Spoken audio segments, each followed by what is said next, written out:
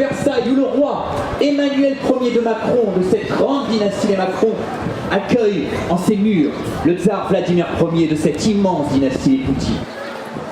Le roi est naturellement accompagné de sa femme, cette grande reine d'Égypte, Brigitte, déjà en partie momifiée.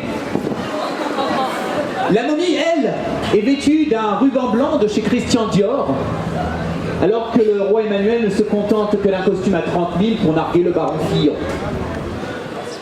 Le roi Emmanuel s'est rendu ce matin même chez son dentiste personnel pour se faire poser une couronne, afin de ne pas faire son sourire cynique. Malheureusement, le dentiste s'est excusé et n'avait point de modèle assez grand pour la dentition de Sa Majesté. La soirée se déroule sans encombre jusqu'à ce qu'Emmanuel s'écrie à sa femme « Chérie, tu perds les os !»« Mais je ne suis pas enceinte !»« Non, ta phalange droite !» Alors vous aurez certainement décelé mes attraits pour le journalisme et pour l'actualité. Et c'est vrai que l'actualité, j'imagine que vous y intéressez également, moi je m'y intéresse. C'est une source d'inspiration énorme, vraiment. D'ailleurs on peut en parler si vous voulez. Regarde, tiens. Il y a quelques jours, sur une grande chaîne nationale, aux 20h, un archevêque s'est exprimé. Et il a dit il n'y a plus assez de jeunes en 2018 qui rentrent dans l'église. Il se plaignait en disant qu'il n'y avait pas assez de jeunes en 2018 qui rentraient dans l'église. Ça se comprend, c'est plutôt l'église qui rentre dans les jeunes. Alors c'est vrai que l'église se dit tolérante, moderne, ouverte sur le monde. Bon, ouverte sauf pour les autres religions et les homosexuels. Bon, mis à part si l'homosexuel a moins de 12 ans.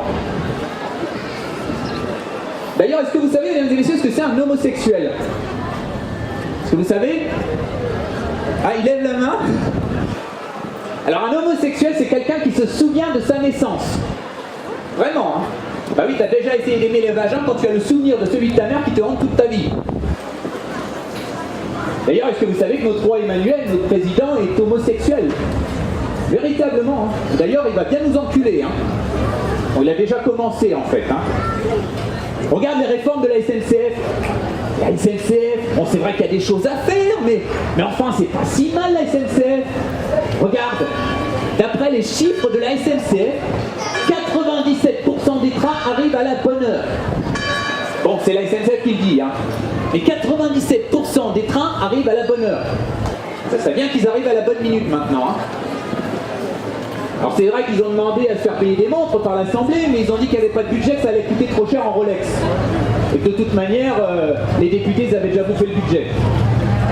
En même temps, c'est de la merde Rolex, hein. Bah, attends, c'est vrai, c'est de la merde. Attends, tous les députés, ils en ont. Comme tu vois, l'assiduité et la ponctualité dans l'hémicycle. Et la SNCF, ils font grève pour défendre leurs droits. Et c'est très bien. D'ailleurs, les profs en ont rêvé. La SNCF et la RATP l'ont fait. Après le flash mob, on a le flash strike. La grève éclair. Principe, tu prends le bus le matin, ou le train, le chauffeur démarre et n'importe quand, tu ne sais pas quand, au milieu de la route, il s'arrête, il se met en grève. Histoire de bien le faire chier et de te mettre encore plus en retard. C'était rigolo, sauf quand les pilotes de ligne ont décidé de suivre le mouvement. Ah, c'est vrai, il y a tellement de choses à parler. Qu'est-ce qu'on pourrait parler d'autre? Les 80 km/h, bien sûr, les 80 km/h. Tout le monde est dégoûté par les 80 km/h. Et bien le roi Emmanuel, il l'a dit. Le roi Emmanuel, il l'a précisé, il a dit que ça allait pour être maîtriser le budget des hôpitaux. Mais il manque pas. Bon, le seul budget que ça va maîtriser, c'est surtout les maternités, hein. Avec le nombre de gosses qui vont naître sur la route maintenant, ce qu'il n'avait pas pensé, c'est que ça allait augmenter la charge de travail des fonctionnaires. Ah oui, parce que maintenant, ils vont devoir créer un nouveau statut. Et oui, lieu de naissance, RN82. Et oui, et puis les performances de la Poste, hein, elles vont en prendre un coup, hein, les performances de la Poste. Hein. Vous savez que la Poste, c'est performant. Moi, la dernière fois que je l'ai utilisé, c'était le 12. Oui, mesdames et messieurs, le 12 avril. Et la lettre avait été envoyée, tenez-vous bien, le 11 octobre. C'est là d'ailleurs que j'ai compris, en voyant la mousse et la moisissure, le terme de lettre verte.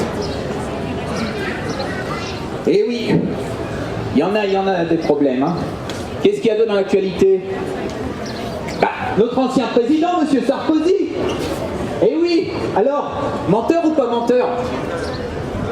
Il est dans la tourmente en ce moment. Eh bien moi je sais pas s'il ment en ce moment, mais je peux vous dire il a fait son premier mensonge à l'âge de 10 ans. Oui mesdames et messieurs, à l'âge de 10 ans. Il a donné sa première promesse politique qu'il n'a pas tenue à l'âge de 10 ans. Quand il s'est exprimé, quand je serai grand, je serai président. Tout le monde sait qu'il est bien devenu président. Alors c'est vrai qu'on parle souvent des grands hommes quand on parle de la politique. Alors je ne sais pas s'ils sont vraiment grands, mais ce qui ne l'est pas toujours, c'est bien leur vertu et leurs paroles. Ah, il y a au moins quelqu'un qui me soutient, qui m'applaudit. Merci, merci pour ce soutien. Qu'est-ce qu'on parle souvent dans notre actualité? Le couple franco-allemand. Ah, bien sûr, le couple franco-allemand, Angela. Mais c'est vrai que quand on parle du couple franco-allemand, il y a beaucoup de différences et je pourrais vous donner quelques exemples et je vais vous en donner deux pour finir comme ça.